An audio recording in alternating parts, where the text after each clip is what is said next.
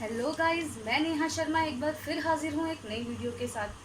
क्या ये चार्ट आपको डराता है, समझ नहीं आता है? तो चलिए आपकी इन प्रॉब्लम्स का हम परमानेंट सोल्यूशन कर ही देते हैं।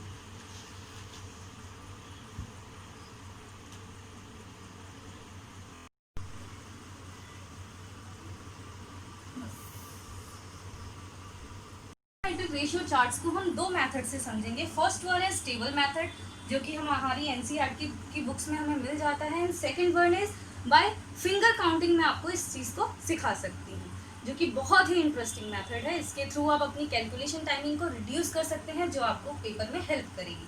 फ्रेंड्स, अगर मैं इन दोनों मेथड्स को कंपेयर करूं, so first one is easier and the second one is the easiest method, जो आपने अपनी लाइफ में कभी नहीं सीखा होगा। सो ये बहुत ही इंटरेस्टिंग होने वाला है। सो इस वीडियो को एंड तक देखते रहें ताकि इस मेथड को आप समझ पाएं। फर्स्ट मेथड को हम इस चार्ट से समझेंगे। तो इसमें कुछ एंगल्स गिवन होते हैं हमें, जो कि स्पेसिफिक होते हैं, और उन एंगल्स के वैल्यूज हमें पहले से ही गिवन होते हैं, जैसे कि 0 degree, 30 degree, 45 degree, 60 degree and 90 degree.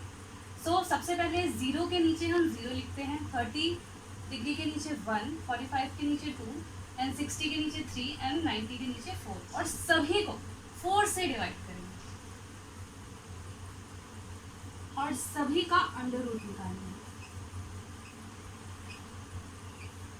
सो हमारे पास इसका आउटकम आएगा 0, इसका आउटकम आएगा 1/2 एंड इसका आएगा अंडर रूट 1/√2, इसका आएगा अंडर रूट 3/2 एंड इसका आएगा 1। सो ये हमारे साइन थीटा के सारे वैल्यूज आ गए एंगल्स की। 0 डिग्री पे ये 0 होते हैं, 30 डिग्री पे 1/2, 45 डिग्रीज पे 1/√2, 60 डिग्रीज पे √3/2 एंड 90 डिग्रीज पे ये इसकी वैल्यू 1 हो जाती है। हम कॉस थीटा की वैल्यूज फाइंड करने के लिए बहुत ही आसान मेथड को इस्तेमाल कर सकते हैं। हमें कुछ नहीं करना, बस इन वैल्यूज को रिवर्स करते जाना है, क्योंकि साइन 90 डिग्री की जो वैल्यू होती है वो कॉस 0 डिग्री के बराबर होती है। सो हम 1 को यहाँ लिखेंगे, क्रॉस करते जाएंगे इट मीन्स, और 60 डिग्रीज की वैल्यू हमारी 30 डिग्रीज वैल्यूज के बराबर होगी, और 45 की वैल्यू 45 के बराबर हो जाएगी, ये भी क्रॉस हो जाएगा, एंड द लास्ट 0 भी क्रॉस हो जाएगा। या फिर आप इसको एक अलग मेथड से समझ सकते हैं। आपको पता होना चाहिए कि sine 30 is equals to cos 60। क्यों? क्योंकि बिकॉज इनका जो सम होता है 30 + 60, इनका जो सम होता है वो 90 डिग्री होता है। सो इसके लिए हम इनको रिवर्स करते हैं। थीटा की वैल्यूज के लिए हमें बहुत ही एक सिंपल फॉर्मूले का इस्तेमाल करना पड़ता है, जो कि हमारे लास्ट वीडियो में मैं आपको पहले ही बता चुकी हूँ। अगर आपने वो वीडियो नहीं देखी है तो उसका लिंक आपके डिस्क्रिप्शन में दिया गया है इस वीडियो की, सो आप वो भी देख सकते हैं। tan theta is equals to sine theta upon cos theta. So अगर आपको tan थीटा की वैल्यू चाहिए तो हम दोनों के एंगल सेम होने चाहिए। इट मीन्स कि अगर मैंने साइन का 0 लिया है तो मैं कॉस का भी 0 डिग्री ही लूँगी। सो दोनों को डिवाइड करके हमारे पास tan थीटा की वैल्यूज आ जाएंगी। अगर मैं इन दोनों को डिवाइड करती हूँ तो इसका आंसर 0 आएगा। अगर मैं इन दोनों को डिवाइड करती हूँ तो इसका आंसर 1/√3 आएगा।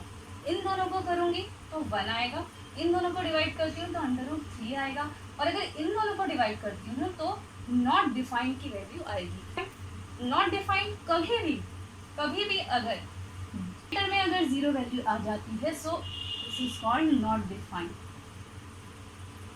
सो फ्रेंड्स, कॉसेक जो होता है वो साइन थीटा का रेसिप्रोकल होता है।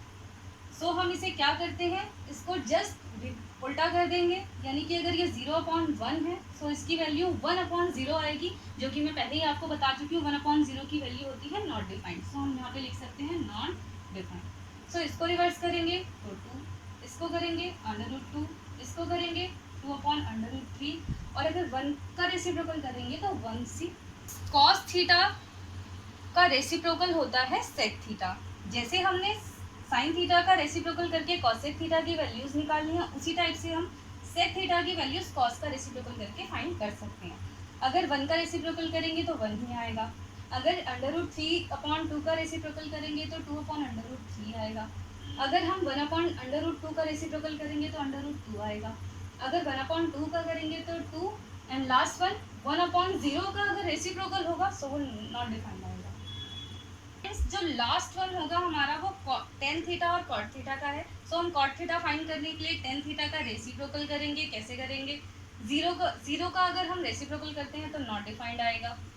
अगर 1/√3 का रेसिप्रोकल करते हैं तो √3 आएगा। अगर 1 का करेंगे तो 1, और अगर √3 का करेंगे तो 1/√3 आएगा। और अगर नॉट डिफाइंड का रेसिप्रोकल करते हैं तो इसका आंसर आएगा 0।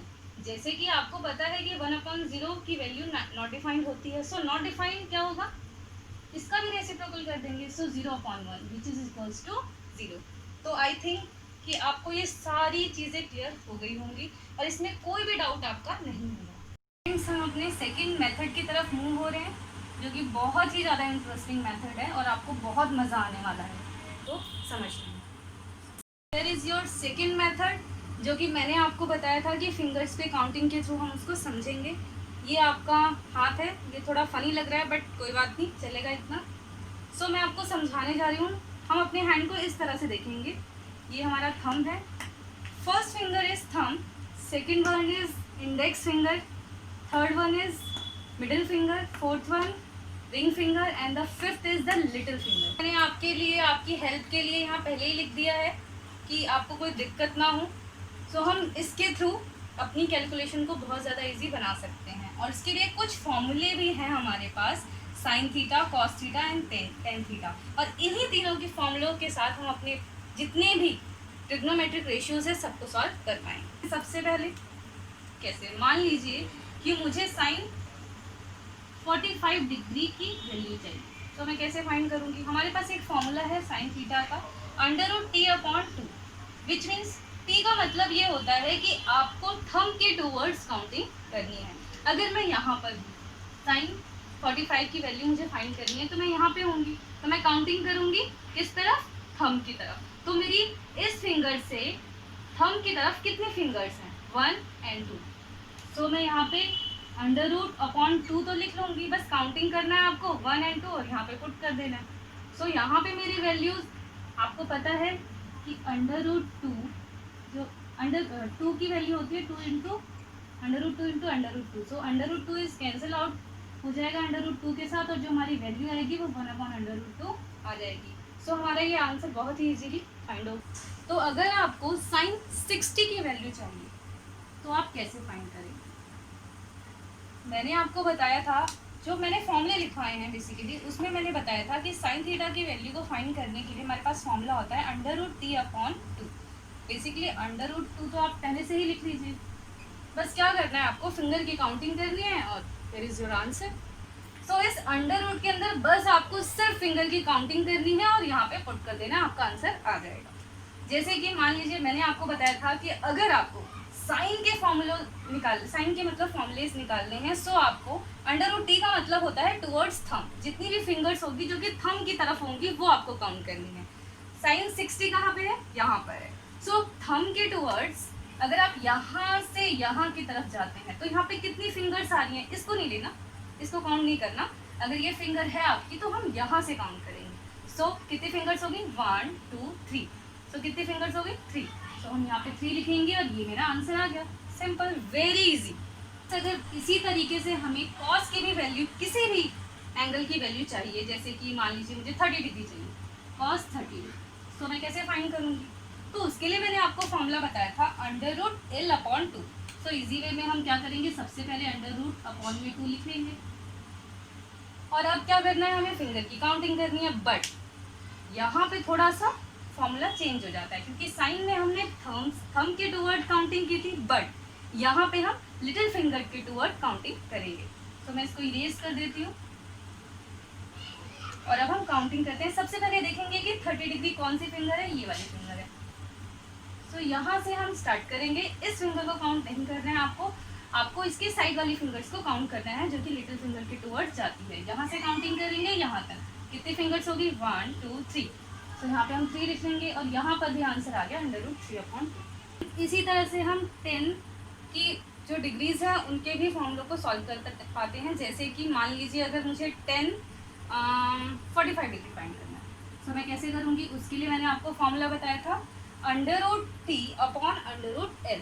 इसका मतलब, एक सेकेंड, थोड़ा सा स्पेस कम है तो मैं इसको यहाँ लिख लेती हूँ। दोनों में अंडर रूट लगा लेते हैं, बट यहाँ पे आपको ध्यान रखना है कि साइन की जो वैल्यूज़ थी, जो साइन की वैल्यू थी वो हमारी थंब की तरफ से आते हैं उसके आंसर, और जो कॉस के थे वो हमारा लिटिल फिंगर की तरफ हमें काउंटिंग करनी है। तो सबसे पहले हम क्या करेंगे कि 45 डिग्री कहाँ है वो फाइंड करेंगे।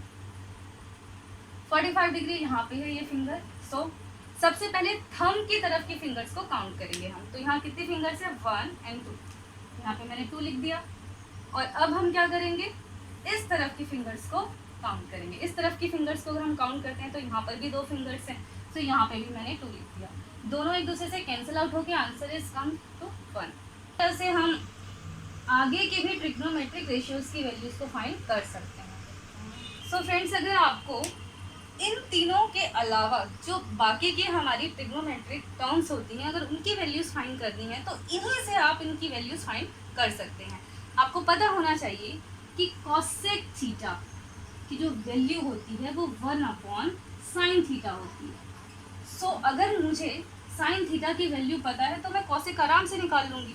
तो सबसे पहले मैंने आपको बताया हुआ है इससे पहले कि किस तरह से साइन थीटा की वैल्यूज़ को हमें फाइंड करना है। मान लीजिए आपको अगर कॉसेक 30 डिग्री फाइंड करना है तो आप कैसे करेंगे। तो सबसे पहले आपको क्या करना है, साइन 30 डिग्री फाइंड करना पड़ेगा। साइन 30 डिग्री के लिए आपको क्या करना है, कुछ नहीं करना। साइन 30 डिग्री किधर है आप देख लीजिए, ये रहा आपका 30 डिग्री। अब जब साइन की वैल्यूज चाहिए होती है तो हम काउंटिंग किस तरफ से करते हैं, बिल्कुल थंब की तरफ करते हैं। तो इस तरफ से सिर्फ एक ही फिंगर है, सो हमारा आंसर आ जाएगा 1/√1/2। सो इसको हम अगर रिवर्स करते हैं तो √1 की तो वैल्यू 1 ही होती है, जब ये 2 ऊपर जाएगा तो आंसर कम्स 2। इस तरह से हम सेक थीटा की भी वैल्यू को फाइंड कर पाते हैं। तो आपको पता है सेक थीटा की वैल्यू होती है 1/cos थीटा। इस तरह से भी हम इसको लिख सकते हैं क्योंकि ये इसका रेसिप्रोकल है। जैसे हमने कॉसेक और साइन के साथ किया था वैसे ही हम सेक और कॉस के साथ भी करेंगे। पर इतना ज़्यादा आपको सोचने की ज़रूरत नहीं है, आप सीधा लिखिए जो भी आपको वैल्यू फाइंड करनी है। किसकी फाइंड करनी है, मान लीजिए आपको फाइंड करनी है 60 डिग्री। सो 60 डिग्री सेक 60 डिग्री के लिए आपको क्या करना पड़ेगा, जो भी कॉस की वैल्यू आएंगी उसको बस रेसिप्रोकल कर देना आप। जैसे कि मैंने आपको बताया था कि जो कॉस थीटा की वैल्यूज़ है वो लिटिल फिंगर की तरफ हम काउंट करते हैं, तो यहाँ पे तो सिर्फ एक ही फिंगर है। तो मैंने क्या किया, √1/2 किया और इसको रिवर्स कर दिया, तो इसका भी आंसर कितना आ जाएगा। तो आपने देखा कि इसका भी आंसर आ गया है। फ्रेंड्स, इसी तरह से एक और वैल्यू रह रही है, बस एक और ट्रिग्नोमेट्रिक रेशियो रह रही है कॉट, उसको भी हम फाइंड कर लेंगे। मान लीजिए कॉट का आपको फाइंड करना है, तो आप जानते हैं कि कॉट जो होता है वो 10 का रेसिप्रोकल होता है। तो मान लीजिए आपको कौन सी वैल्यू फाइंड करेंगे, 30 डिग्री करना है। ओके, तो अगर मुझे कॉट 30 डिग्री फाइंड करना है तो मुझे क्या करना होगा, सबसे पहले तो 10 की वैल्यू फाइंड करनी होगी। 10 का फॉर्मूला क्या होता है, जो थंब की तरफ काउंटिंग होती है अपॉन में जो लिटिल फिंगर की तरफ काउंटिंग होती है। तो थंब की तरफ काउंटिंग कितनी होगी, अगर 30 डिग्री है तो यहाँ कितने फिंगर्स हैं, ओनली 1। So here is 1। और अगर यहाँ से हम इधर की तरफ को काउंटिंग करेंगे तो यहाँ कितने फिंगर्स हैं, 3, 1 2 3। सो हम यहाँ पे 3 लिख देंगे। सो 1/√3, और √3 अगर रेसिप्रोकल हो जाएगा तो वो इसका आंसर आ जाएगा √3। सो cot 30 degree is √3। Here is your answer. अगर आपको साइन 0 डिग्री की वैल्यू फाइंड करनी है तो आप कैसे करेंगे, सबसे पहले हम √2/2 की वैल्यू डाल देंगे, उसके बाद हम काउंटिंग करेंगे, स्टार्ट करेंगे। साइन 0 डिग्री यहाँ पर है, तो हमें जो साइन के लिए वैल्यू काउंट करनी होती है, जो फिंगर्स काउंट करनी होती है वो थंब की तरफ करनी होती है, बट ये तो फिंगर ही थंब है। तो यहाँ पे कोई भी थंब नहीं है या कोई भी फिंगर नहीं है, सो हम यहाँ पे 0 लिखेंगे और इसकी वैल्यू भी 0 आएगी। साइन 0 डिग्री पे 0 होता है। इसी तरह से हम कॉस का भी फाइंड कर सकते हैं, कॉस 0 डिग्री, उसकी भी वैल्यू रखेंगे √2।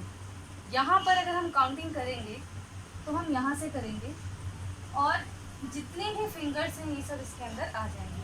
सो यहाँ थंब को छोड़ के कितनी फिंगर्स काउंट हो रही है, 1 2 3 4। सो 4/2। अगर √4 की वैल्यू देखें तो 2 आता है, 2/2 इज 1। So answer is 1। अगर आप इसी तरह से 0 डिग्री की वैल्यू फाइंड करना चाहते हैं तो उसके लिए आपको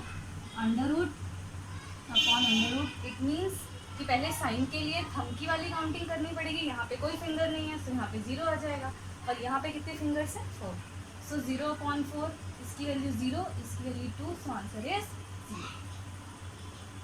मान लीजिए अगर आपको साइन 90 डिग्री की वैल्यू फाइंड करनी है, सो फॉर्मूला तो वही रहेगा, अंडर रूट अपॉन 2 लिख दीजिए। अब यहाँ पर हम इसको इरेज कर देते हैं।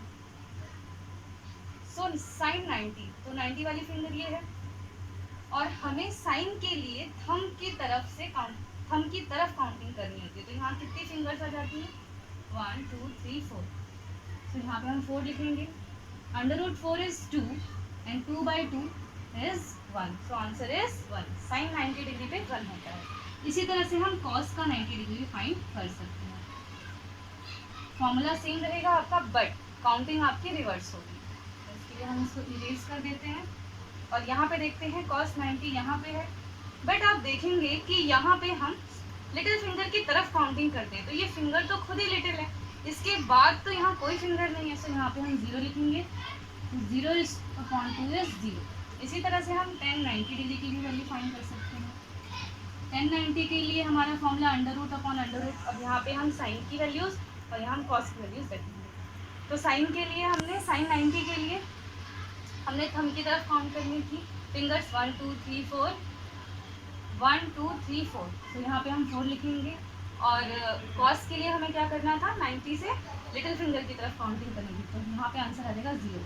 सो अंडर रूट 4 की वैल्यू 2 एंड अंडर रूट 0 की 0। कभी भी अगर डिनोमिनेटर में 0 आता है तो वो वैल्यू नॉट डिफाइंड हो जाती है, सो इसका आंसर नॉट डिफाइंड कर लिया। एक क्विक रिवीजन करते हैं। जैसे कि मान लीजिए मैंने आपको बोला साइन 30 की वैल्यू फाइंड करनी है, तो आपको पता है साइन 30 की वैल्यू कैसे आएगी, बस कुछ नहीं करना है, अंडर रूट अपॉन में 2। अंडर रूट के अंदर क्या आने वाला है वो आपको फिंगर काउंटिंग से पता चलेगा। मैंने आपको ये कहा था कि साइन 30 डिग्री अगर आपको फाइंड करना है तो ये अगर फिंगर है तो हमें थंब की तरफ काउंटिंग करेंगे, तो थंब हमारा कितना है, एक ही फिंगर है, so under root 1/2, it means 1/2 ये मेरा आंसर हो जाएगा। इसी तरह से आप सारी वैल्यूज़ को फाइंड कर सकते हैं। आई होप कि आपको ये मेथड बहुत अच्छा लगा होगा, और अगर इसके बाद भी आपकी कोई क्वेरी रह जाती है तो आप मुझे कमेंट सेक्शन में बता सकते हैं। मेरे चैनल को सब्सक्राइब ज़रूर करें, लाइक शेयर एंड कमेंट करें, ताकि मेरा भी मोटिवेशन हो।